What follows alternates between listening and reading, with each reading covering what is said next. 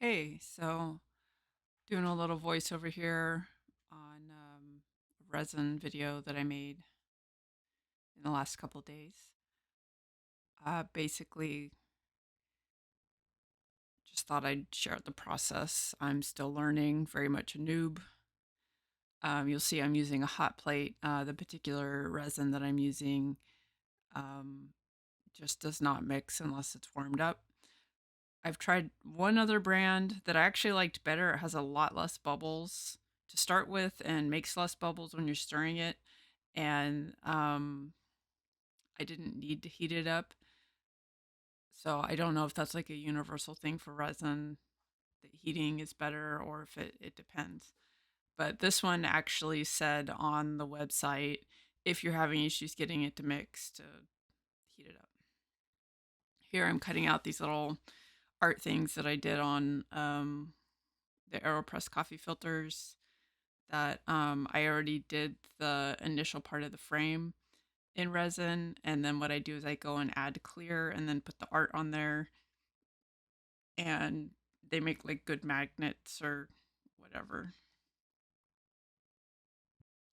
I can be kind of impatient when I'm warming it up, so I don't always wait as long as I should. So you'll see for this part, I didn't wait as long. I have to stir it for a little bit longer.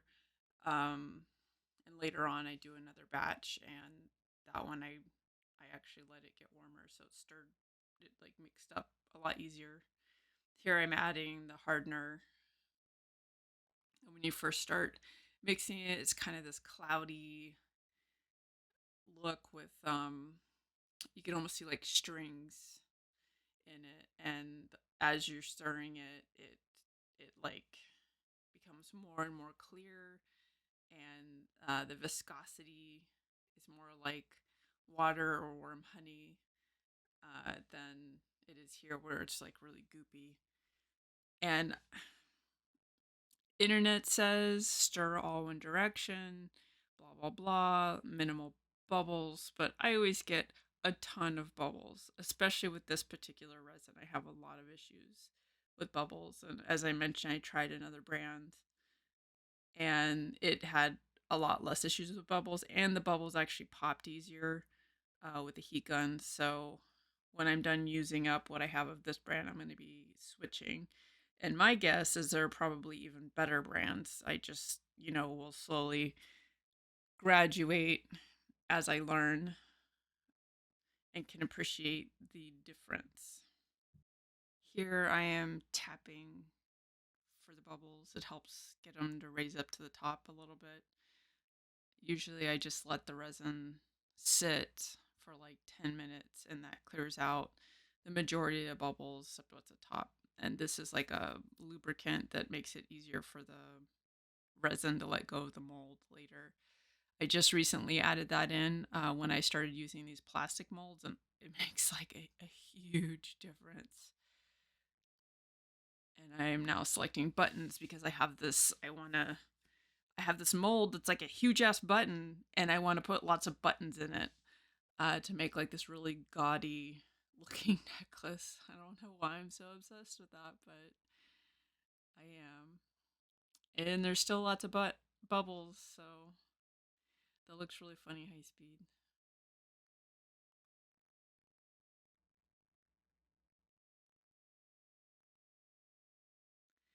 So here I already have like this resin shape, and the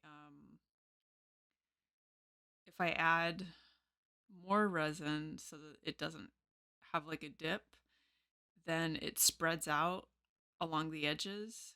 So what I do is, instead of filling the mold up to the point that it's technically filled correctly but has the spread that I would have to sand off, I save myself the sanding job by just adding a little bit of resin after the fact to round out the back.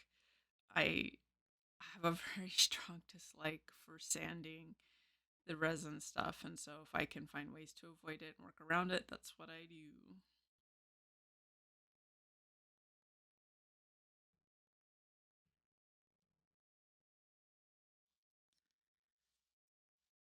And here I'm like blowing the bubbles out using the heat gun.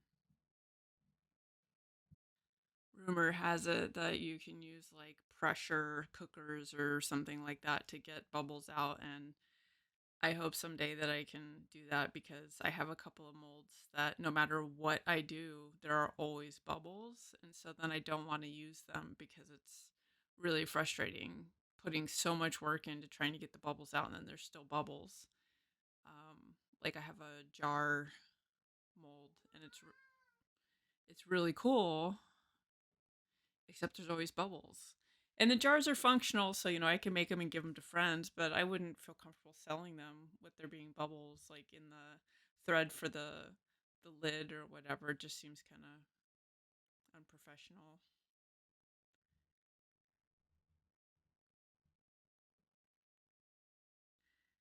There are hairs in there already.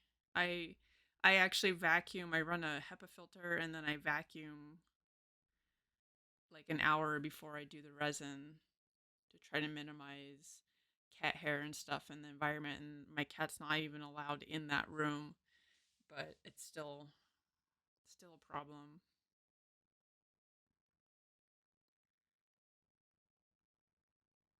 I put the filters in there.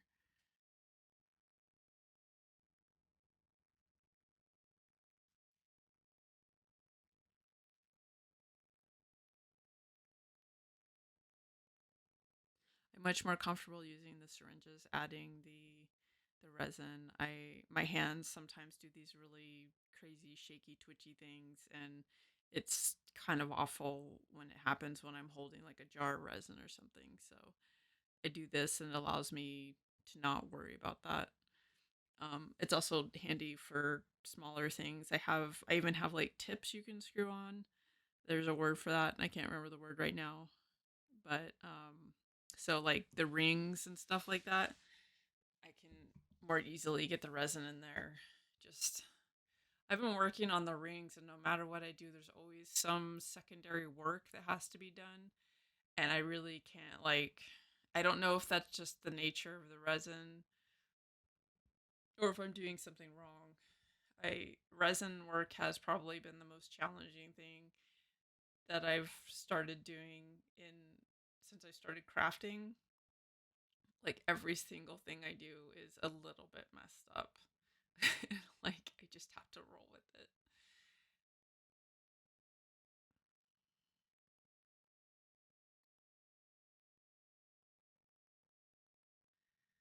I just wanted to add like a layer of clear, and then I'm adding these buttons, and my plan is to then add a layer of glitter, and then I'm gonna do a back color.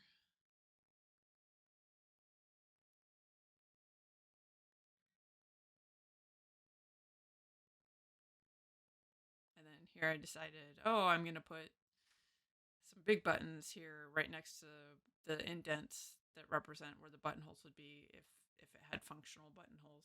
I actually plan on drilling a hole in for the necklace, and then I'm actually going to be making some of these like in solid colors for a friend for their clown costume, and I'll drill all four holes.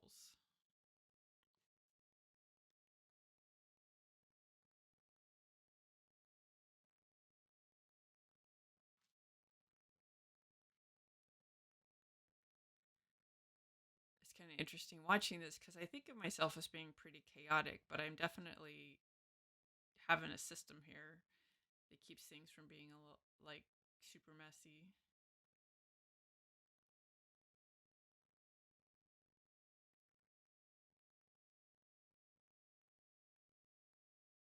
My order of operations for this was a little bit off because I was filming and it threw me off. These are technically molds for bangle bracelets, but I use them as picture frames. I was planning to do like part of the video to show what the picture frames look like when they're done. But I'll just do that in another video at some point because that whole process is like there's multiple. It's like two more resin batches.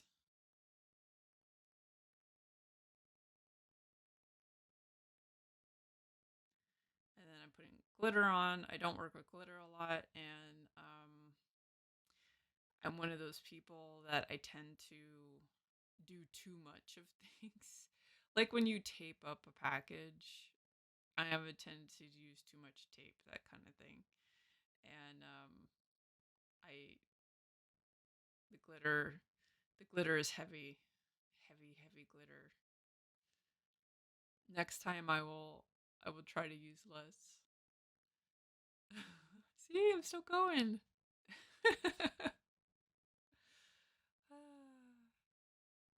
Ridiculous.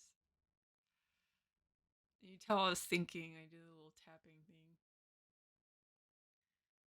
And I had more resin left, and so this is like I try to maximize the resin. I don't want to waste any, or I want to waste as little as possible. So I usually have like a stack of molds, and then I do the molds that I was planning, and then I look at the other ones and go, okay, which ones will use up the rest of the resin, and then just kind of spontaneously like make things I wasn't planning on making.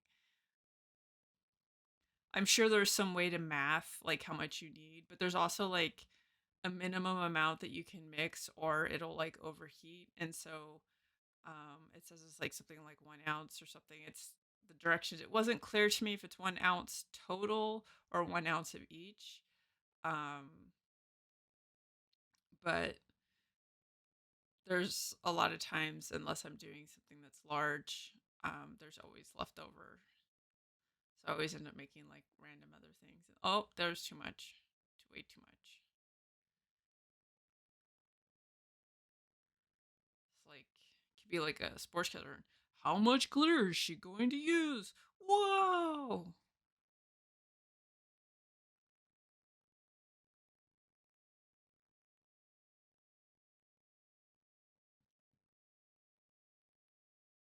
I don't even know why I did that.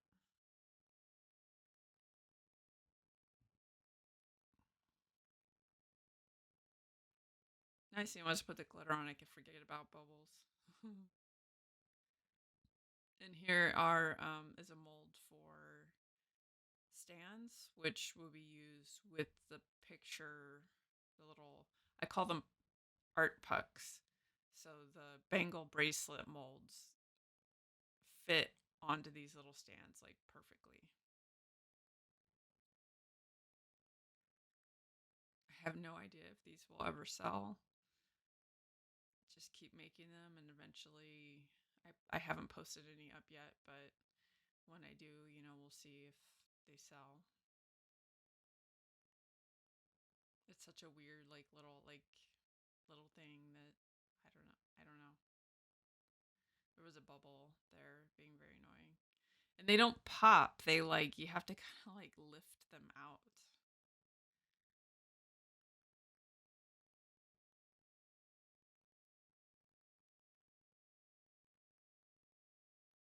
I like that mold because it has like a lip, and so when you have enough of the resin in there, the lip is a little bit discolored, so you can tell. So it's a lot easier to not overfill. I have a tendency to overfill stuff, and then there's like a. So this is me doing the second half. So this stuff sat for about an hour. So it's about 20 minutes past the point that it's set, and now so it's a little bit gooey. Like if I was to touch it, it would be really soft, but it's solid enough that I can add more resin and it's not going to get all mixed up and stuff.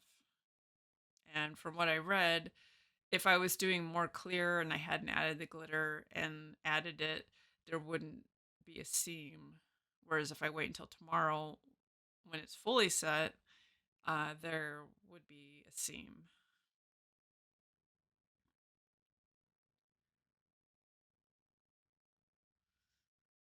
Being very patient.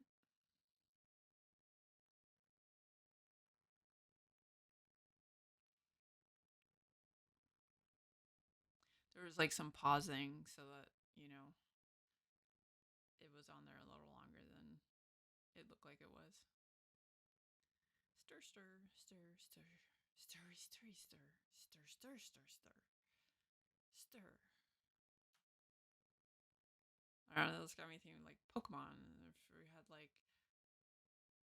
science instruments that were Pokemon, like that one stirring device. I don't remember what it's called, but it uses magnets. Stir, stir, stir, stir, stir, stir, stir.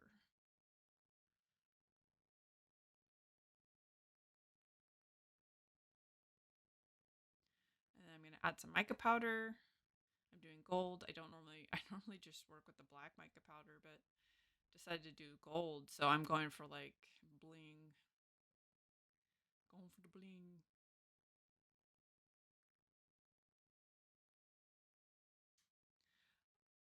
I just thought like red glitter with like gold would be kind of gaudy looking, which is what I was going for with the big ass button. And then I was like, oh, why not commit to that color scheme for everything? Pretty. Try and get those dang bubbles up.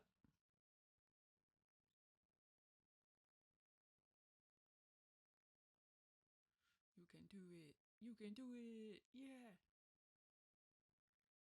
Oh no, let's see if we can actually see the bubbles popping. Yeah, just for a second there.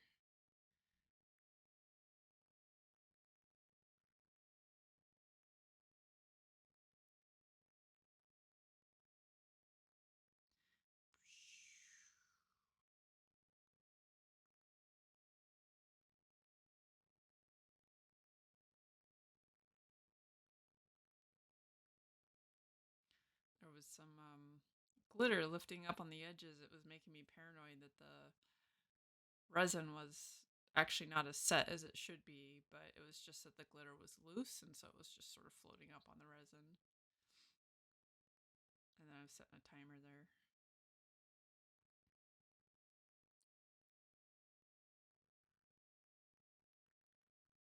I set it for 10 minutes because I wasn't sure at first about the resin. So I was like, well, I'm going to do stuff where it doesn't matter as much and save the big ass button for another 10 minutes just to be safe.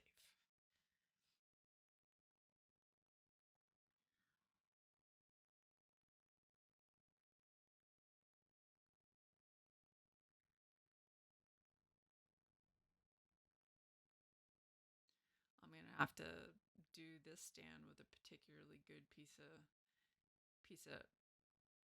puck art. Yeah, like when I was cooking dinner tonight, one of the handles got too hot, started smoking, and so there's like this. I like aired out the house, but I think it's like stuck in my clothes, and it's kind of making me a little tired. The smell of burning plastic. Do a lot of little things with my hands I didn't know I did. Just watching the video, I'm like, hey. And then this one is like little hearts. I've never used that mold before. It's new. It's the same with the big heart one, also new. I got like a grab bag from a shop on Etsy, and it was super diverse. It had all kinds of stuff in it.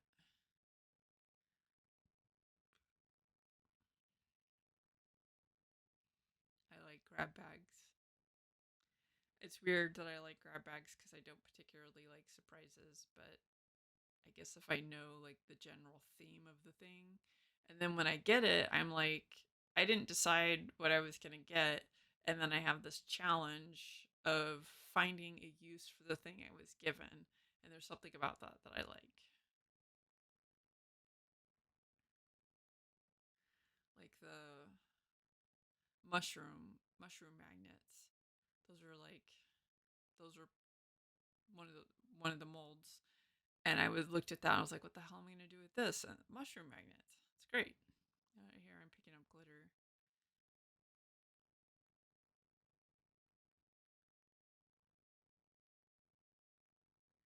Yeah, the whole cleanup of the glitter, I just most of it's on the silicone mat, so I just took and like washed everything really well after I was done with this. And I I still need to vacuum up off the table.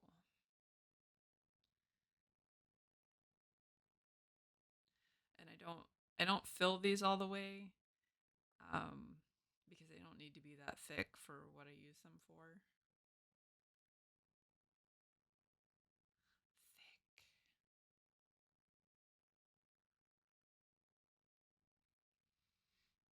Thick. It's important to be careful not to get resin on the sides, because if it doesn't level, or you don't add enough resin to cover the area that touch the side, then you end up with like a little sharp spot. And again, I don't know if that's true for all types of resin or just the resin I've been working with. I have lots of things to learn, but I don't have the patience to sit down and do the reading in a generalized way. So I will run into an issue and then I Google it. Like when I was having issues with the bubbles, I Googled it and learned how to deal with it. And I don't just like find one source, I find like 10 sources and then I kind of compare what they're all saying. With resin is pretty consistent, but like when I was learning how to do paint pouring, the advice was all over the place, and I very quickly figured out that it's very like just depends kind of on your preference. That the things that are science in paint pouring and the things that are preferential, or well, there's just more preferential stuff than there is science stuff. But a lot of artists talk about the way that they do things as if it's like hard fact.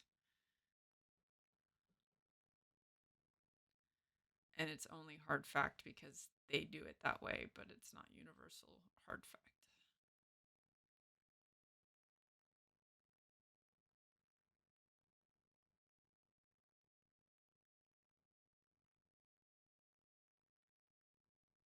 I'm not sure like if I would fit in or get along with artists in general, like because like I just enjoy doing stuff and I don't care about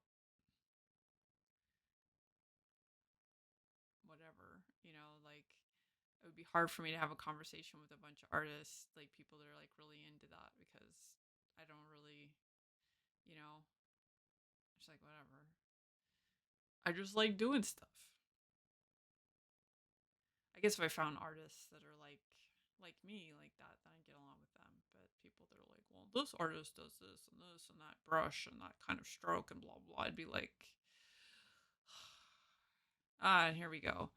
It didn't come out the way I wanted. Way too much glitter. So next time I will do less glitter. But also like it doesn't look. I don't know. I'm still gonna make a necklace out of it because like, and here's the stand.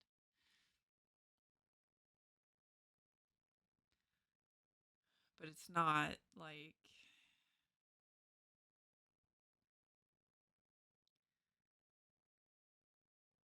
I don't know.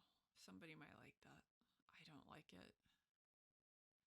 These I need to paint the backs of, so that because the art is a little bit clear, which is why I put it against a paper towel.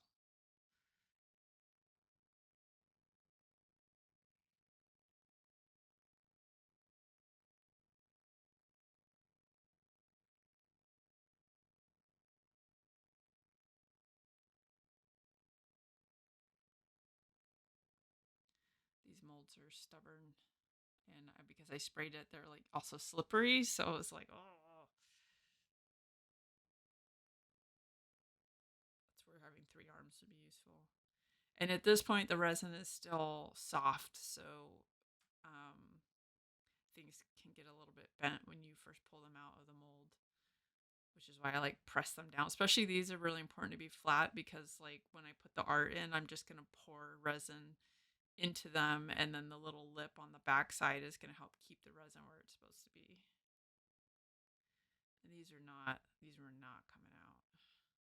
They were just like, no, we don't want to. No, no, come out. No. It hurt my hand. And then I was like showing, as you twist it, you get air, and that's how you know like it's gonna release. Yeah, I don't know if I don't like these because I just happen to don't like the combination of colors in general, but like I don't know, like these little hearts here, I was gonna make them into like earrings and they're kind of like pixelated. The big heart I'm planning on doing like rainbow, so it'll be like pixelated rainbows. I don't know what I'm gonna do with them though. Maybe make magnets or neck necklace or something. Yeah. And that's about it. That's that yeah.